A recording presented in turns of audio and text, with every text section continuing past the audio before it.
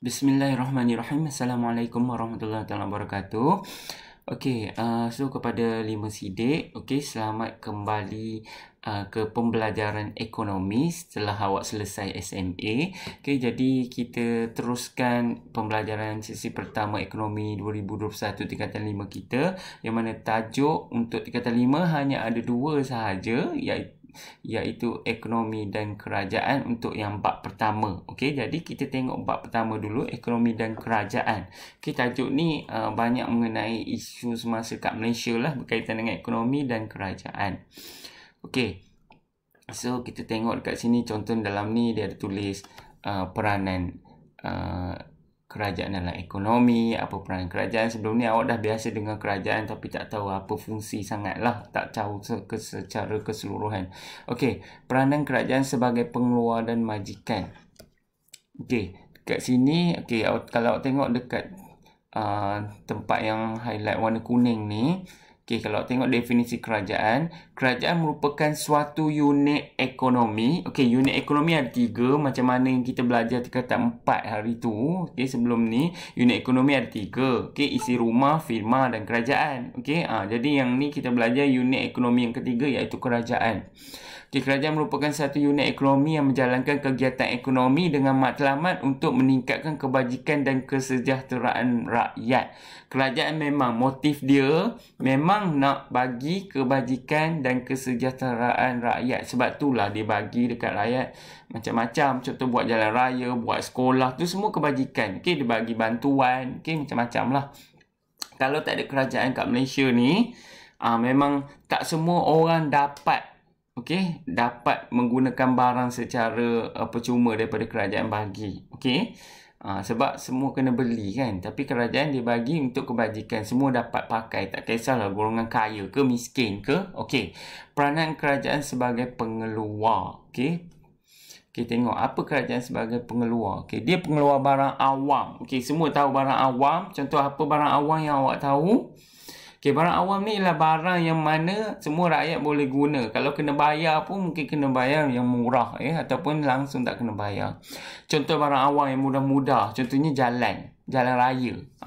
Kalau kena bayar macam mana? Okey, jadi barang awam, jalan raya ialah barang awam yang mana semua boleh guna, tak ada halangan. Okey, dan barang sosial. Barang sosial ialah manfaat daripada menggunakan barang awam. Contohlah, kalau cikgu cakap tadi, barang awam ialah jalan raya. Barang sosial ialah memendekkan perjalanan dari satu tempat ke tempat yang lain. Tu manfaat. Sebenarnya barang sosial ni ialah manfaat. Okey, kita tengok satu-satu. Kita tengok barang awam ya, definisi dia kat yang tulisan coklat ni. Barang awam ialah barang yang dapat digunakan oleh seseorang individu tanpa mengurangkan faedah penggunaan individu lain dan tidak boleh menghalang individu lain daripada menggunakannya. Okey, maksudnya semua boleh pakai, tak ada orang boleh halang. Okey, tengok barang sosial pula. Okey, dekat tulisan coklat ni, barang sosial ialah barang atau perkhidmatan yang membawa manfaat terbesar kepada semua masyarakat. Macam cikgu cakap tadi lah, yang bawa manfaat. Dia guna barang awam tu, apa manfaat dia? Okey, contohnya bina sekolah. Sekolah ialah barang awam. Manfaat dia ialah, apa manfaat dia? Melahirkan pelajar cemerlang. Okey, celik huruf. Tu contoh. Tu ialah barang sosial. Manfaat daripada kita guna barang awam tadi. Okey, contoh macam ni yang dia cakap kat sini. Contoh barang sosial ialah air yang terawat, rakyat celik huruf. Macam cikgu cakap tadi lah. Okey, barang awam tu ialah manfaat. Bukan dalam bentuk barang tapi manfaat. Kena ingat beza tu. Tapi kalau barang awam memang secara jelas dia memang dalam bentuk barang. Okey. Okey, kita tengok pula apa itu monopoli semula jadi kerajaan. Sebut je monopoli. Okey, maksud monopoli ialah menguasai. Okey, awak pun biasa dengar monopoli tu apa? Okey, menguasai. Okey, monopoli semula jadi kerajaan. Awak tengok definisi dia dulu. Monopoli semula jadi merupakan monopoli kerajaan, iaitu pengeluaran barang atau perkhidmatan dibenarkan untuk dikeluarkan oleh firma berkaitan kerajaan. Maksud dia, kerajaan dia ada satu syarikat yang dia kawal, tapi syarikat tu hanya satu je yang dia keluarkan barang tu. Contohlah TNB. elektrik. Okey.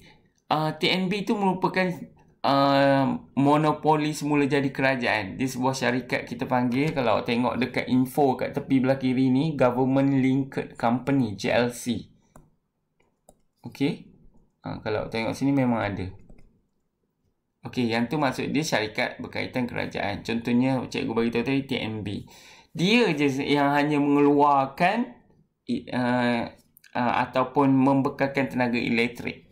Jadi dia monopoli semula jadi kerajaan lah. Hanya dia je. Dan kerajaan campur tangan jugalah. Okey. Jadi tak ada orang lain yang keluarkan. Sebab itulah monopoli kerajaan, kalau tengok dia punya ciri-ciri kat sini, satu firma sahaja. Contoh kat sini TNB, KTM. Okey. Lepas tu kedua, keluaran tidak ada pengganti. Maksudnya kalau yang membekalkan tenaga elektrik hanyalah TNB, tak ada yang lain. Contohnya awak tak nak lah TNB nak guna tenaga elektrik, memang tak ada lah, memang itu sahaja. Itu kita panggil monopoli semula jadi kerajaan. Dia hanya ada satu, keluaran tidak ada pengganti. Penentu harga pasaran, memanglah dia yang akan tentukan harga pasaran tu, sebab dia ada seorang je, satu je yang keluarkan barang tu. Macam awak lah, kalau awak berniaga, orang lain tak jual, awak seorang je. So awak bebas nak letak harga berapa pun. Okey, samalah konsep macam tu. Satu lagi yang keempat, tiada kebebasan keluar masuk industri. Okey, sebab memandangkan dia ada satu je, contoh TNB tadi, dia yang keluar elektrik, dia tak boleh, dia tak ada hak untuk keluar masuk. Sekejap nak berhenti, sekejap masuk balik. Tak boleh. Wajib dia satu, dia memang kena kekal. Sebab kalau dia keluar daripada industri membekalkan tenaga elektrik tadi, macam mana orang nak dapat kan? Nak tengok TV tak boleh, tak ada elektrik, semualah tak boleh. Jadi dia memang tak dibenarkan untuk keluar industri, keluar masuk. Okey, jadi itu ciri-ciri pasaran monopoli semula kerajaan. Okey. Jadi dengan kata lain, monopoli semula jadi kerajaan ni, ada satu je syarikat yang keluarkan barang tu, tak ada benda lain. Okey, contoh TNB. Itu yang awak kena tahu. Okey, jadi hari ni hanya setakat itu sahaja yang awak perlu belajar. Okey, cuma untuk face to sebab kita tak bersemuka, jadi cikgu mengajar saja. So kalau sekadar mengajar saja, mungkin awak kurang dapat input. Jadi cikgu nak awak buat juga nota. Okay, walaupun cikgu dah bekalkan juga, tapi cikgu nak awak tulis dalam buku nota. Okay, buku tulis. Okay, tulis bab 1 ekonomi dan kerajaan. Lepas tu cikgu nak awak salin. Okay, maaflah cikgu tak boleh nak tick kat sini sebabnya function kat sini tak boleh. Okay, lepas tu awak tulis tajuk peranan kerajaan sebagai pengeluar. Ni, yang ni. Lepas awak tulis tajuk ni, cikgu nak awak salin yang definisi tulisan coklat ni. Okey, lepas tu cikgu nak awak tulis ni tajuk peranan kerajaan sebagai pengeluar.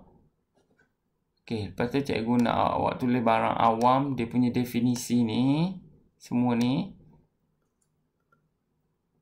Lepas tu tulis barang sosial, apa definisi dia ni. Yang cikgu highlight, yang cikgu suruh ni je, yang lain tak payah. Barang sosial ni yang tulisan yang dekat kuning ni je. Okey, lepas tu monopoli semula jadi kerajaan, awak tulis tajuk. Lepas tu cikgu nak awak salin yang tulisan ni, yang kuning ni. Okay, dekat kuning. Lepas tu tulis tajuk ciri-ciri pasaran monopoli semula jadi. Cikgu nak awak salin setiap 4 ni. Satu firma sahaja, sekali dengan dia punya penerangan. Kedua, keluaran tidak ada pengganti. Salin penerangan je. Penentu harga pasaran, salin juga penerangan dia. Dan nombor 4, tiada kebebasan keluar masuk industri dan penerangan. Okay, itu sahaja untuk hari ini. Sekian, terima kasih. Assalamualaikum.